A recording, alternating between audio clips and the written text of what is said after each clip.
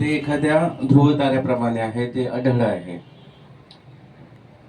त्याचं महत्वाचं कारण असं की आपल्या म्हणजे असं झालेलं नाही आहे की सावित्रीबाईंच्या आधी कोणी शिक्षिका नव्हत्या. शिक्षिका होत्या, परंतु बहुजनांसाठी ज्या आदर्श व्हाव्यात, प्रत्येक तळागाळातल्या समाजातील प्रत्येक स्त्रीला शिक्षण मिळावं आणि ती शिकू शकतं, याची भावना ज्या व्यक्तीने रुजवलं त्या म्हणजे सावित्रीमाई.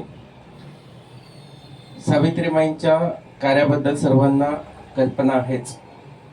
आता सावित्रीबाईंच्या पर्स्पेक्टिव्हने आपण आज जर विचार केला तर एक लक्षात ठेवा, बहुतांशी वकिली क्षेत्र जर बघितलं तर वकिली क्षेत्रामध्ये आजही स्त्रियांची संख्या पुरुषांच्या मानाने कमी आहे, हे आपल्याला मान्य करायला लागेल.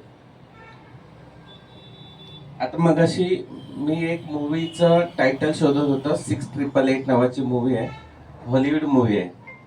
आणि त्या मूवीमध्ये एक बटालियन असते. बटालियन म्हणजे सैन्यात काम करणारी आर्म फोर्सची तुकडी. तर त्या तुकडीमध्ये सर्व स्त्रिया असतात आणि त्या स्त्रिया त्यातल्या त्यात निग्रो असतात. त्यांना एक काम दिलं जातं. ते काम दिलं जातं तर त्याची जी कॅप्टन असते, ती कॅप्टन तिच्या प्रत्येक सैनिकाला सांगते, प्रत्येक ज्या लेडी बटालियनच्या आर्म मेंबर्स असतात त्यांना सांगते की तुम्ही एक लक्षात घ्या की तुम्ही जास्तीत जास्त म्हणजे बाकीचे जे डिसिप्लिन पाळताय त्याच्यापेक्षा तुम्ही दुपटीने डिसिप्लिन पाळलं पाहिजे.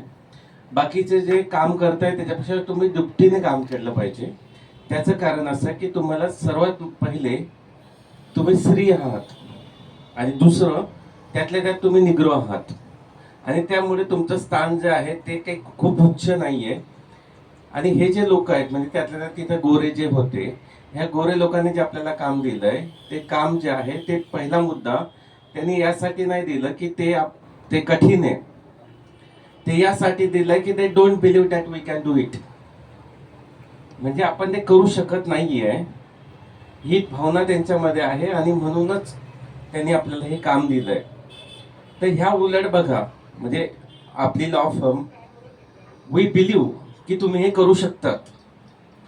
हा बिलीव्ह जो असतो ना, हा माणसाच्या आयुष्यामध्ये खूप चेंज करणारा असतो. म्हणजे पूर्ण लॉ फर्म मध्ये मी तुम्हाला काय देऊ शकलो तर that is belief that you can do it.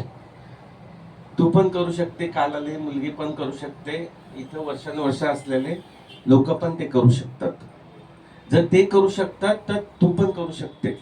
जर एखाद्याने 200 रन मारलेले आहे, वीरेंद्र सहवागने पहिले 200 रन मारलेत, त्याच्या अगोदर कोणीच नाही मारले, then the people started believing that yes we can do it. आणि त्यानंतर बऱ्याचशा लोकांनी 200 मारलेत, काहींनी 300 पण मारलेत.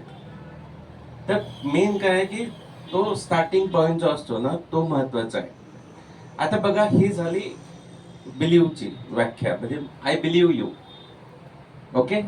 मग आता कसं असतं की एकतर्फी काहीच नको व्हायला. एकतर्फी सर्व घातक असतं की नाही. मग ते एकतर्फी प्रेम असो ते पण घातक,